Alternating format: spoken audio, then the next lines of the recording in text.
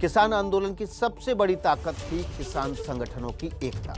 ऐसे 580 के करीब छोटे बड़े किसान संगठन थे जो दिल्ली के अलग अलग बॉर्डर पर धरने पर बैठे थे। लेकिन 26 जनवरी की हिंसा के बाद अब इस एकता में दरार आती दिख रही है।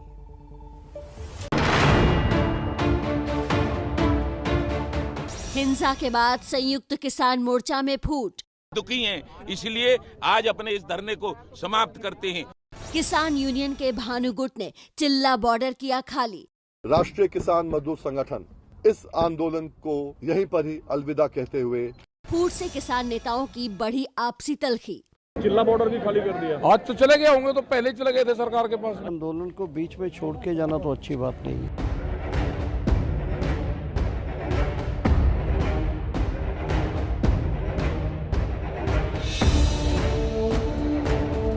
पिछले 58 दिनों से नोएडा से सटे दिल्ली के बॉर्डर पर किसानों ने जो रास्ता रोक रखा था, देर रात वो आम लोगों के लिए खोल दिया गया।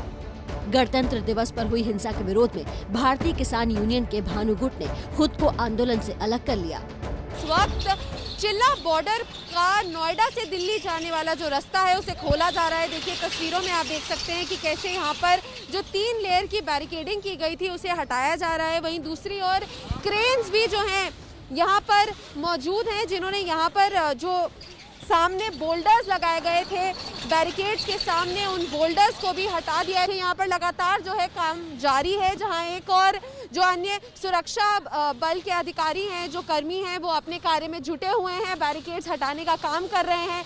वहीं दूसरी ओर देखिए, जहाँ दिल्ली खत्म होता है और जहाँ नोएडा शुरू होता है, जहाँ पर किसान जो हैं अपना तंबू लगाए बैठे थे, अब वो तंबू भी आपको यहाँ पर नजर नहीं आएगा। रास्ता खुलने से आम लोगों को राहत मिली है, लेकिन संकट अब संयुक्त किसान मोर्चा के लिए खड़ा हो गया है, क्योंकि इस रास्ते के खुलते ही कई किसान गुटों की राह हमेशा के लिए जुदा हो गई है। जिन लोगों ने लाल किले पर दूसरा झंडा फहराया उनका विरोध करते हैं, जिन लोगों ने पुलिस को मारा उनका विरोध करते हैं, जिन्होंने उद्यमता की उनका विरोध करते हैं। इस दुखी से दुखी हैं, इसलिए आज अपने इस धरने को समाप्त करते हैं। माना जा रहा था कि दिल्ली की हिंसा का साइड इफेक्ट किसानों की गुटबाजी को सतह पर ला देगा, और अब वही हो रहा है। आंदोलन के समर्थन में गाजीपुर बॉर्डर पर बैठे अखिल भारतीय मजदूर संगठन के नेता वीएम सिंह ने न सिर्फ घर वापसी का ऐलान किया, बल्कि जाते जाते राकेश टिकैत पर गंभीर आरोप भी लगा गए। रात में बात हुई, मैं खुद गया राकेश टिकैत के जो उसने ऑफिस हमने बनाया था, अभी 500 बनाया 2 दिन पहले, नीचे से उठ के ऊपर आ गए। अब कोई दिक्कत है? बोले कोई दिक्कत नहीं है, सब साथ चलेंगे। हाँ सब साथ चलेंगे, 11 बजे चलेंगे, टाइम सेट हो गया। हम 10 बजे यहाँ पहुंचे, मालूम चला उससे पहले बैरियर तोड़ के निकल गए साहब। हालांकि संयुक्त किसान मोर्चा ने वीएम सिंह को पहले ही खुद से अलग कर दिया था, लेकिन वो अपने दल बल के साथ गाजीपुर बॉर्डर पर टिके थे, और बुधवार को उनके ऐलान के बाद वहाँ मौजूद दूसरे संगठनों ने उनका विरोध शुरू कर दिया। अब देखिए गाजीपुर बॉर्डर की तस्वीरें हैं, और बिल्कुल आगे की तरफ वीएम सिंह का टेंट लगा हुआ है, और इस टेंट के सामने यहाँ पर जो किसान हैं वो अब धरना प्रदर्शन कर रहे हैं। दोनों तरफ आप देखें तमाम सारे जो किसान हैं वो कह रहे हैं जब तक बिल वापसी नहीं तब तक घर वापसी नहीं। इन लोगों से पूछते हैं क्या अभी डिमांड कर रहे हैं। वीएम सिंह साहब बोले हैं कि वो किसान से वापस ले रहे हैं, घर वापसी नहीं, घर वापसी नहीं। वीएम सिंह कह रहे हैं कि वो तो आंदोलन से हट रहे हैं। नहीं, कोई नहीं। ये आपसी विरोध और एक दूसरे के खिलाफ ये नारेबाजी बता रही है कि संयुक्त किसान मोर्चा में अब सब कुछ ठीक नहीं है। जो कल तक एक दूसरे के साथ खड़े थे, वो अब एक दूसरे को फूटी आंख नहीं देखना चाहते। वे कल तो साथ थे, उनके लोग नहीं गए ट्रैक्टर लेकर। आज कैसे मतलब पुलिस ने कहे भाई यार लिखी ऑर्डर का आंदोलन छोड़ कर चले गए। ऐसे लोगों को आंदोलन में हिस्सा नहीं लेना चाहिए, घर बैठ कर अपना बिजनेस करना चाहिए। आंदोलन तो चल रहा है, आंदोलन को बीच में छोड़ के जाना तो अच्छी बात नहीं है। वो एक छोटे मोटे ऑर्गेनाइजेशन है, इनसिग्निफिकेंट कोई लोग जाए उसमें कोई बात नहीं है। कृषि बिल के खिलाफ आंदोलन की बागडोर संयुक्त किसान मोर्चा संभाल रही है, जिसका प्रतिनिधित्व 40 के करीब किसान संगठन सामूहिक तौर पर कर रहे हैं। लेकिन इसको समर्थन 580 के करीब गुटों का हासिल था। लेकिन गणतंत्र दिवस पर हुई हिंसा के बाद अब पैदा हुआ आपसी मतभेद मनभेद में बदलने लगा है, और मुमकिन है कि इससे आंदोलन कमजोर भी पड़ सकता है। बहुत संभव हो कि आज इन किसान संगठनों के बीच फिर संवाद होगा। जो भी अपडेट होगा सबसे पहले आप जानेंगे एबीपी न्यूज पर। किसान आंदोलन को दागदार करने वाले हुड़दंगियों की बात हम लगातार कर रहे हैं, तो वहीं दिल्ली के रक्षकों की भी तारीफ होनी चाहिए। ट्रैक्टर परेड के नाम पर हुड़दंग मचाने वालों के हमले में दिल्ली पुलिस के करीब 400 जवान घायल हैं। आपको दिल्ली के ऐसे ही रक्षकों से मिलवाते हैं।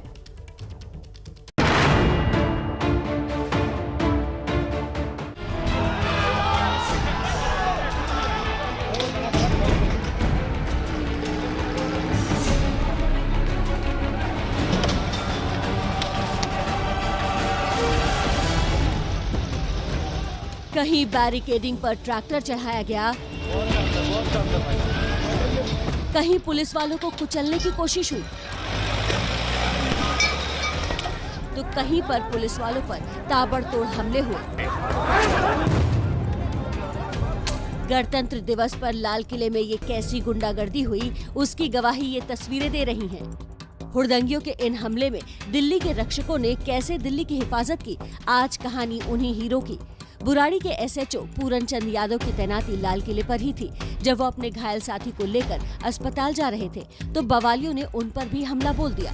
पुलिस वालों का कहना है कि हुड़दंगियों को रोकने के लिए चूंकि कम से कम ताकत का इस्तेमाल करना था, लेकिन हुड़दंगियों को रोकने में काफी चोट आई। और मैं क्या भी रहा था, इसको हॉस्पिटल जाने दो, हम हॉस्पिटल जाने दो बस। जैसे हम लोग बाहर निकले, उन्होंने फिर उसको भी नहीं देखा और जो भी हो सकता था इनके पास लाठी, डंडे, तलवार, उससे हमला कर दिया। बॉडी प्रोटेक्टर पहना हुआ था, हेलमेट था, तो काफ़ी सब बहुत सारे ब्लोज हेलमेट में झेल के, लेकिन एक बाद में तलवार सी मारी किसी ने तो हेलमेट टूट गया। उसके बाद फिर मैं भी थोड़ा बेहोश हो गया वहाँ पे, फिर मुझे पता नहीं क्या स्थिति इतनी बिगड़ गई थी कि पुलिस के लिए बहुत मुश्किल से माहौल को, पब्लिक को समझाना, उनको रोकना, उनको बचाना, जो उपद्रवी थे उनसे बचाने के लिए बड़ी मशक्कत करनी पड़ी है, जिसमें चोट लगी है और बड़ी मुश्किल से बचाव हो पाया है। 26 जनवरी को गाजीपुर बॉर्डर से रूट तोड़कर अक्षरधाम की तरफ जाने वाले ट्रैक्टर को रोकने की कोशिश करती इन बहादुर महिला पुलिस कर्मियों की जाबाजी देखिए।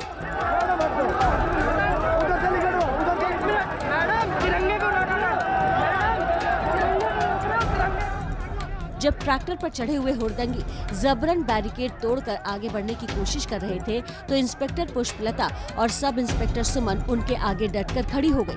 भारतीय किसान यूनियन के नेता राकेश टिकैत खुद वहां मौजूद थे, लेकिन दोनों बहादुर बेटियों ने किसी को आगे जाने नहीं दिया।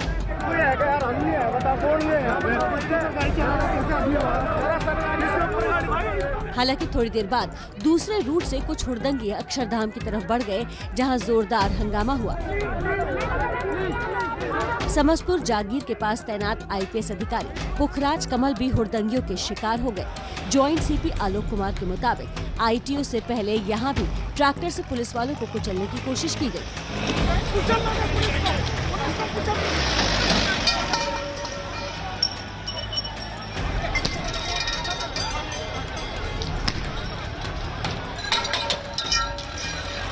इनको रोकने के लिए पुलिस ने जो टीयर गैस शेल्स हैं वो काफ़ी यूज़ किए। उसी यूज़ करने के बाद जो है ये जो जितने भी फार्मर्स थे वो और ज़्यादा उपद्रव करने लग गए, और ज़्यादा वॉलेंट हो गए और ज़ोर से बैरिकेड्स को ट्रैक्टर्स उन पे चढ़ाने लग गए। वो ये एक पत्थर जो है वो मेरे सर पे भी आके लगा, जिसकी वजह से फोरहेड पे जो है एक टीयर भी हुआ है। हमने वहाँ पे टीयर गैसिंग भी की, बेटन चार्ज भी किया और इनको रोकने की कोशिश की, लेकिन जो उग्र किसान थे उन्होंने क्या किया, उन्होंने ट्रैक्टर से लोगों को, पुलिस वालों को, सुरक्षा बलों को कुचलने की कई जगह कोशिश की गई। बैरिकेड्स तोड़ दिए गए, जो हमारे बसेज थी, पुलिस की बसेज थी, उनको तोड़ दिया गया और इस तरीके से व्यापक पैमाने पर तोड़फोड़ की और नुकसान किया। यहाँ से कुछ हुड़दंगी आगे बढ़कर पहले आईटीओ और फिर लाल किले तक पहुँच गए और उसके बाद जो कुछ हुआ उसने देश का सिर नीचा कर दिया।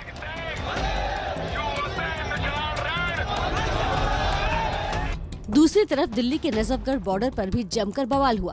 हुड़दंगियों के हमले में एसएचओ बलजीत सिंह के दोनों हाथ टूट गए।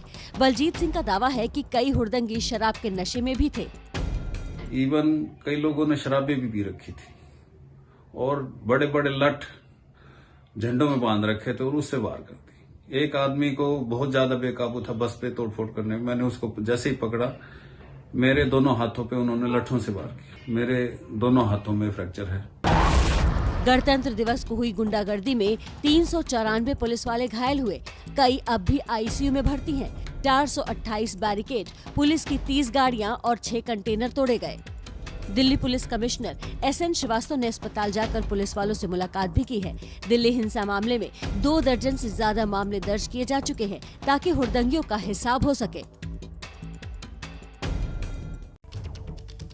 तो हम आपको लगातार एक एक कर स्पेशल रिपोर्ट्स दिखा रहे हैं। ये भी जान लीजिए कि गणतंत्र दिवस के मौके पर राजधानी दिल्ली में जो कुछ भी हुआ उसे देश कभी भी नहीं भुला पाएगा, क्योंकि वो शर्मनाक तस्वीर थी। उसी तस्वीर से जुड़ा नया खुलासा अब हुआ है। उस शख्स की पहचान हुई है जिसने 26 जनवरी को लाल किले की प्राचीर पर तिरंगे की जगह धर्म विशेष का झंडा लहरा दिया था।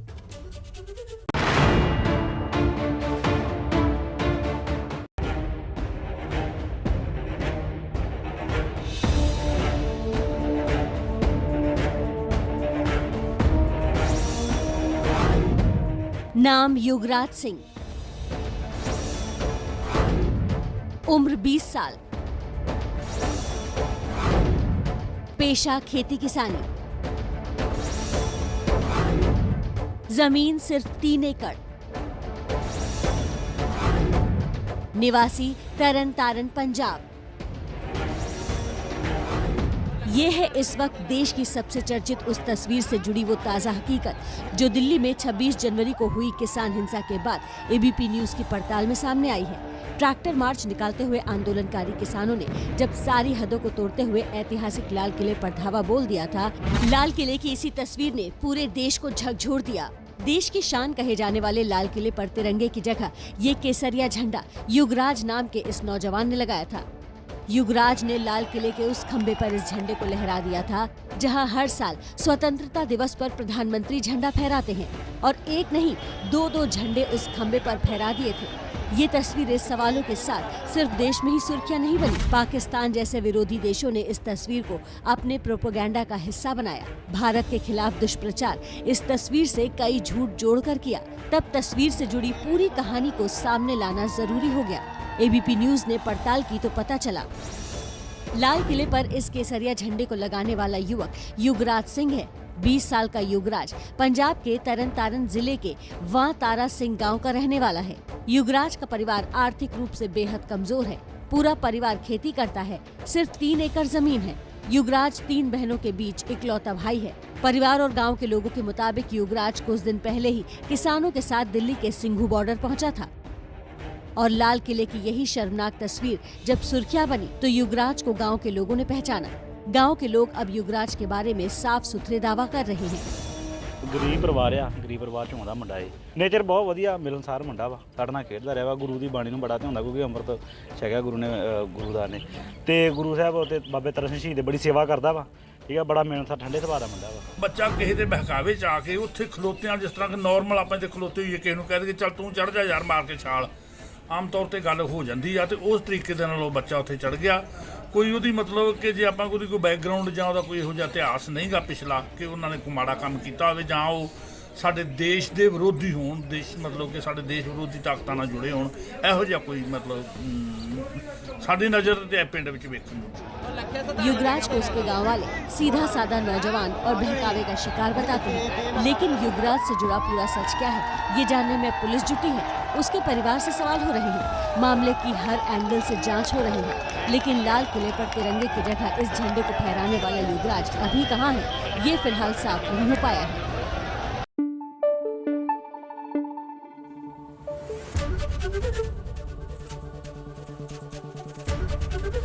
ABP न्यूज आपको रखे आगे।